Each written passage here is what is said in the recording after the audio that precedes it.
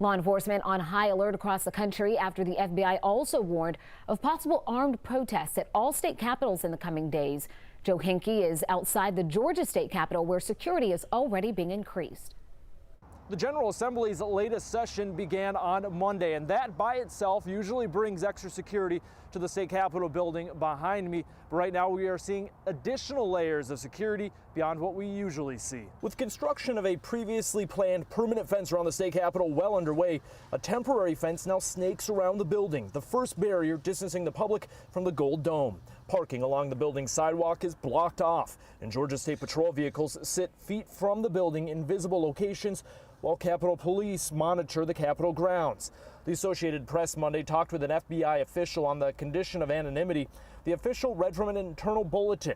Armed protests are being planned at all 50 state capitals from January 16th through at least January 20th, and at the U.S. Capitol from January 17th through January 20th. An FBI report obtained and published by Yahoo News states, as of December 2020, followers of a militant anti-government movement, the Boogaloo Movement, plan to hold rallies on January 17, 2021 in various cities across the United States. Some followers indicated willingness to commit violence in support of their ideology.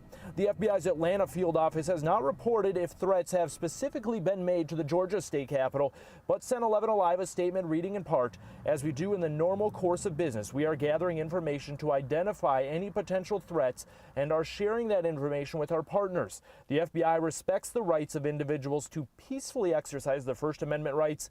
Our focus is not on peaceful protesters, but on those threatening their safety and the safety of other citizens with violence and destruction of property."